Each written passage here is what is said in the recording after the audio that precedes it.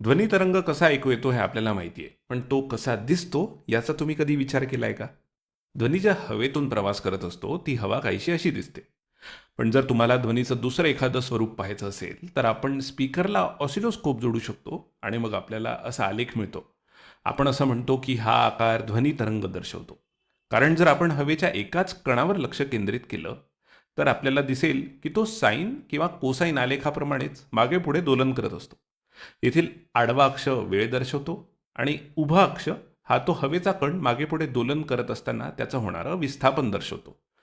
येथील मध्यरेषा त्या हवेच्या कणाची मध्यस्थिती किंवा मूळची स्थिर अवस्था दर्शवते.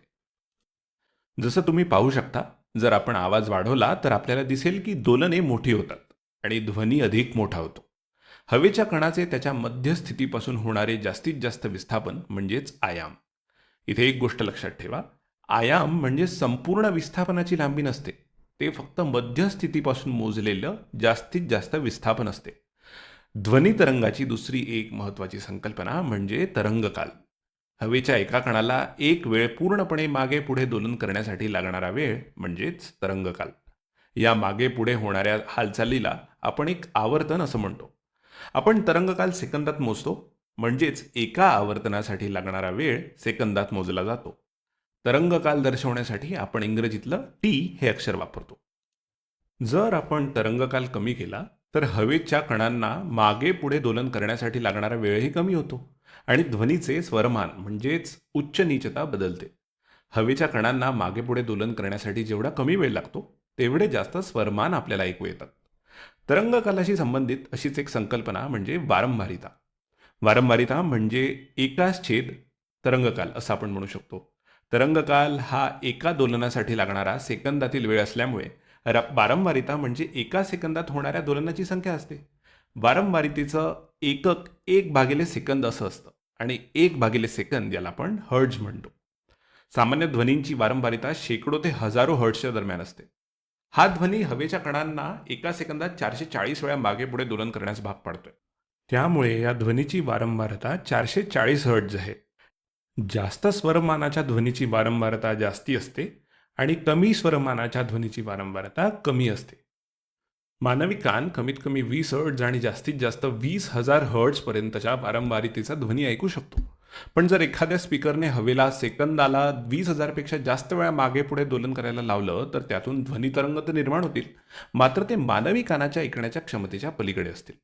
उदाहरणार्थ, हा स्पीकर आता एक ध्वनी निर्माण करतोय, पण तो आपल्याला ऐकू येत नाही. कुत्रे मात्र हा ध्वनी ऐकू शकतील. कुत्रे 40,000 हर्ट्झ किंवा त्याहूनही जास्ती वारंवारितेचा ध्वनी ऐकू शकतात. ध्वनी तरंगांमधील आणखी एक महत्त्वाची संकल्पना म्हणजे ध्वनीची तरंगलांबी. तरंगलांबीची संकल्पना अशी आहे की जेव्हा हा ध्वनी हवेतून प्रवास करतो तेव्हा काही ठिकाणी हवेचे कण एकमेकांच्या जवळ येऊन संकुचित होतात, ज्याला संपीडन म्हणतात, आणि काही ठिकाणी ते एकमेकांपासून दूर पसरतात, ज्याला विरलन म्हणतात. अशा दोन संपीडन असलेल्या ठिकाणांमधील अंतर शोधल्यास ती त्या ध्वनी तरंगाची तरंगलांबी असते. तरंगलांबी हे एक अंतर आहे, त्यामुळे ते मीटरमध्ये मोजलं जातं. लोक बऱ्याचदा तरंगलांबी आणि तरंगकाल यांमध्ये गल्लत करतात. ध्वनीचा तरंगकाल म्हणजे हवेच्या कणाला एक वेळ मागेपुढे दोलन करण्यासाठी लागणारा वेळ असतो, तर ध्वनीची तरंगलांबी म्हणजे हवेतील दोन संपीडन असलेल्या ठिकाणांमधील अंतर असतं. लोकांचा गोंधळ उडतो कारण या ध्वनी तरंगाचा आलेख काढण्याची आणखी एक पद्धत आहे. तरंग हवेतून प्रवास करण्यापूर्वी प्रत्येक हवेच्या कणाची स्पीकरपासून एक विशिष्ट मूळ जागा असते, जी आपण मीटरमध्ये मोजू शकतो.